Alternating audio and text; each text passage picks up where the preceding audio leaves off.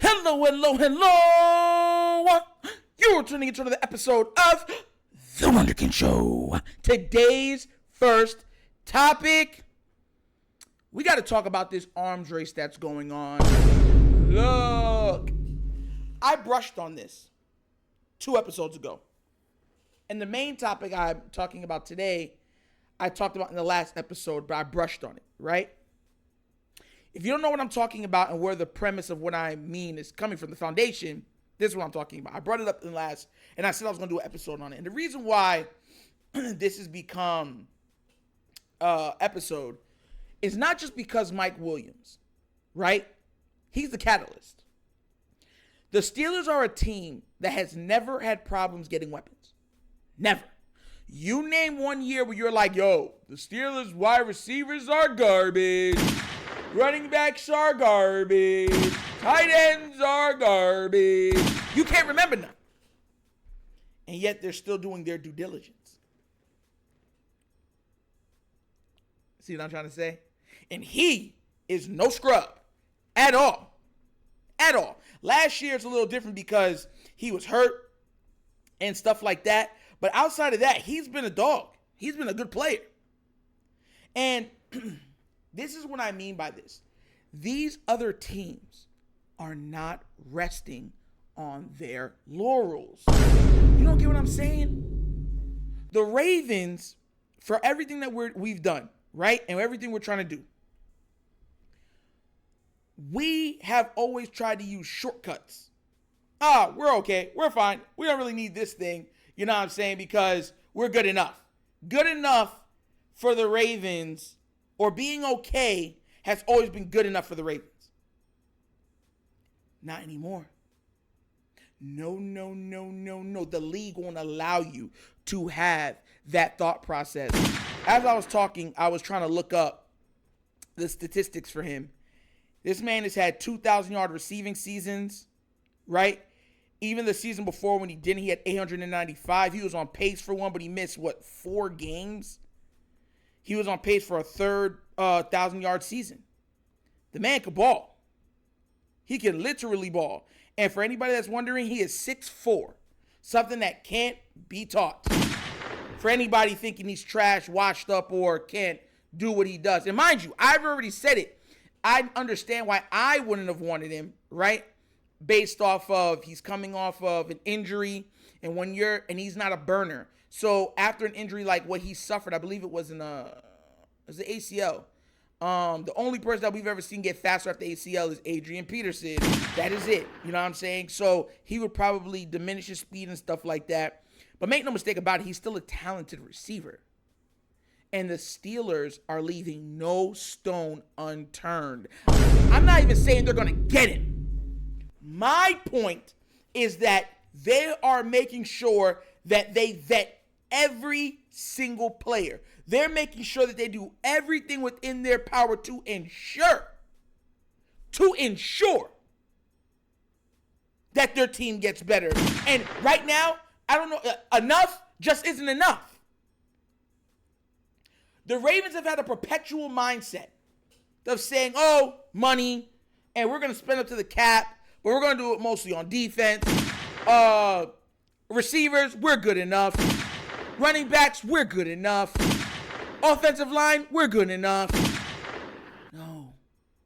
I was even surprised 2 years ago. Was it 2 years ago? I believe it was 2 years ago. When they said they were good enough on the D-line. Y'all remember? And it was only like 2 pass rushers, Owe and Campbell. That was it. We wanted the whole season. They were gassed every game for like the first 8 games. Or wasn't it just this season? Nah, because we didn't have Campbell. We went in there with like 2 linebackers. The pass rushers said, y'all hold down the fort all game, every game. No, y'all take no snaps off. That's what we do. Oh, we'll be good enough. Oh, yeah. Roll the dice. Flip the coin. Luck is our best friend. You know what? A lady from my church told me you don't say luck no more. You just say you're blessed. It's, so they just think it's all blessings. I'm gonna start making that change. I'm not gonna say no one's lucky anymore. I'm just gonna say they're blessed. You feel me? But I'm sitting here looking at them saying, look, you guys have drafted decently. You got Lamar Jackson. And now you've procured Derrick Henry. This is not a time to be sitting on, resting on your hands. It is not. And I'm not saying that they are. I'm wishing that they're not.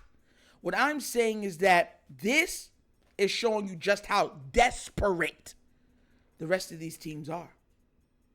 You see, the rest of these teams are stuck between a rock and a hard place. If you don't understand what I mean by that, they're stuck between Kansas City, who's already won 3 championships, and Baltimore, who is primed to win some. That's what they're stuck between. It's like, man, Kansas City, dang, man, they won 3 of them things. And the Baltimore Ravens ain't getting any easier. Marcy's been getting better every year. Yeah. They're scared. They're desperate. Because they know right now that at least if they can compete with at least the Ravens, they can go on a run. Heck, we've already seen it with the Bengals. If you can get hot at the right time and go on a run, you can make it all the way to the Super Bowl. And that was with the quarterback contributing 5 touchdowns in all of those games combined. For anybody who doesn't understand the statistical magnitude of what I'm talking about, of getting hot at the right time. Getting the favorable matchups. This is what I'm talking about. That's what I mean. That's what we're leaning into. I'm not hating on anything. EDC has done a really good job. I mean, Matabike has turned out. Geno ended up turning out. A lot of his draft picks, or Hamilton is, turned out. Queen ended up turning out. My thing is, okay, 2 of those players are gone. Right? We need pass rushers. We're hoping that Ojabo and Owe finally turn out. But we need that same energy now on the offense. We need this O-line to be fixed fast in a hurry. Because if anything happens to Lamar, our season is over. We have to give him the protection. We have to. And a way to do that is to take the load off him in the running game, and that's with Derrick Henry. That's why I applauded that. That's why I wanted that even during the regular season. I thought that we were late making that pick. But it seemed like the Ravens were willing to do it, but the Tennessee Titans weren't. The Tennessee Titans did not want. They knew they were going to get that Derrick Henry wasn't going to be there next year. But they did not want to be the reason why the Baltimore Ravens won the Super Bowl. They was just like, what? I'd rather lose. Finish him, Daddy.